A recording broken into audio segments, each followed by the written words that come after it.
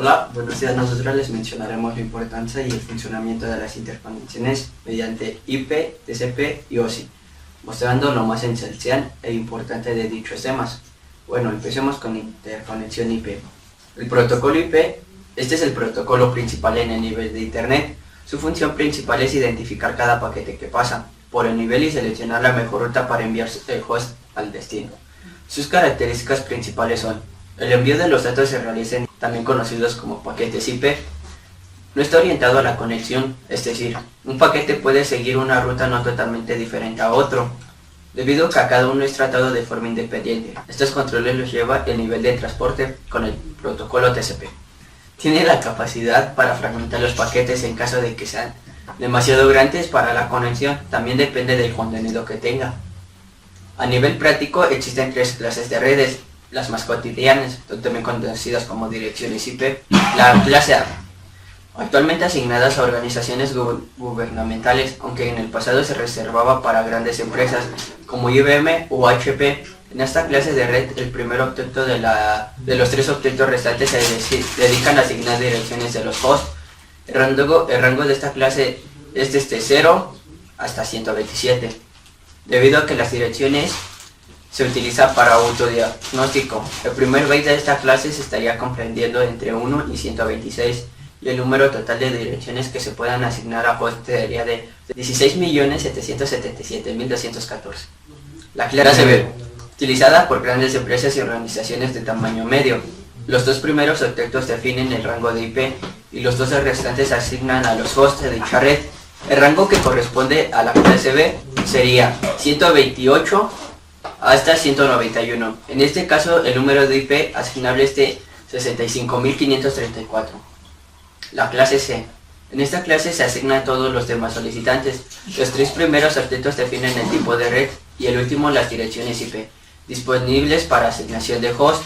En el rango de esta clase C sería desde 192 hasta 223. El número de direcciones IP disponibles en esta clase sería de 254. Además de dos clases especiales para usos concretos: la clase D, con rango desde 224 hasta 239, utilizadas para multicast y otros usos específicos, y la clase E, aún sin especificar. Continuaremos con las funciones de TCP. Funciones de TCP. En la fila de protocolos TCP/IP, TCP es la capa intermedia entre el protocolo de red IP y la aplicación. Muchas veces las aplicaciones necesitan la comunicación a través de red, ya que esta sea confiable.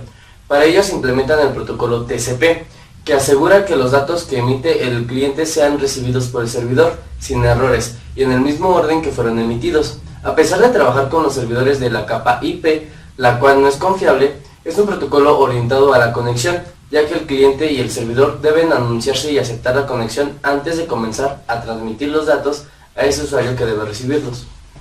Características del TCP. Permite colocar los segmentos nuevamente en orden cuando viene el protocolo IP. Permite el monitoreo del flujo de los datos y así evita la saturación de la red. Permite que los datos se formen en segmentos de longitud variada para entregarlos al protocolo IP. Permite multiplexear los datos, es decir, que la información que viene de diferentes fuentes, por ejemplo de aplicaciones, en esta se puede montar en la misma línea, ya que esta puede circular simultáneamente. Por último, permite comenzar y finalizar la comunicación amablemente.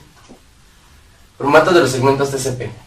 En el nivel de transporte de los paquetes de bits que constituyen las unidades de datos del protocolo TCP se llaman segmentos. El formato de los segmentos TCP se muestra en el esquema segmento TCP. Gracias. Que va a mostrarse de este lado.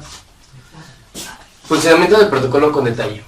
Las conexiones TCP se componen en tres etapas: establecimiento de conexión, transferencia de datos y fin de la conexión. Para establecer la conexión se usa el procedimiento llamado negociación de tres pasos, White Handshake. Para la desconexión se usa una negociación de 4 pasos, Four Way Handshake. Durante el establecimiento de la conexión se confirman algunos parámetros, tales como el número de secuencia con el fin de asegurar la entrega ordenada de los datos y la robustez de la comunicación. Establecimientos de la conexión. Negociación de 3 pasos. Aunque es posible que un par de entidades finales comiencen una conexión entre ellas simultáneamente, normalmente una de ellas sobre un socket es un determinado puerto TCP y se queda y se queda a la escucha de nuevas conexiones. Es mucho referirse a esto apertura máxima y determina el lado del servidor de una conexión. El lado cliente de una conexión realiza una apertura activa de un puerto enviado a un paquete SYN inicial al servidor como parte de la negociación en 3 pasos. Transferencia de datos. Durante la etapa de transferencia de datos, una serie de mecanismos claves determinan la fiabilidad y robustez del protocolo.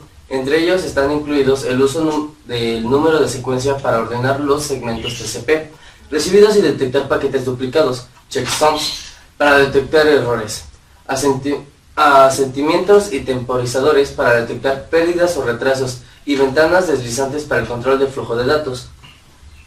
OSI, Open System Communication, introducción de sistemas abiertos, el cual es usado para describir el uso de datos entre la conexión física de la red y la aplicación del usuario final.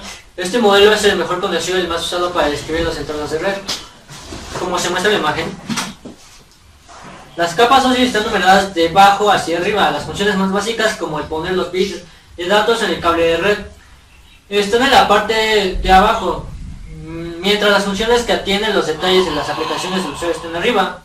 El modelo OSI, el propósito de cada capa es proveer los servicios para la siguiente capa superior, resguardando la capa de los detalles como los servicios son implementados realmente. Las capas son abstraídas de tal manera que cada capa cree que está comunicado con la capa asociada en la otra computadora, cuando realmente cada capa se comunica solo con las capas adyacentes de las mismas computadoras.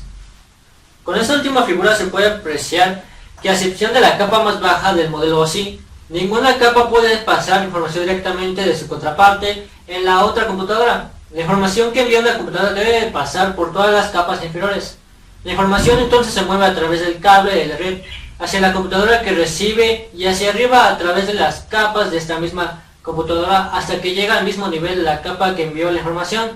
Por ejemplo, si la capa de red envía información desde la computadora A, esta información se mueve hacia abajo y a través de las capas de enlace y físicas del lado que envía, pasa por el cable de red y sube por las capas.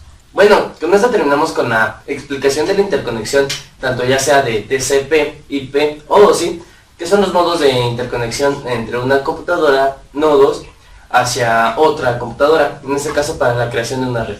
Sin más por el momento, les damos gracias por su atención. Hasta luego.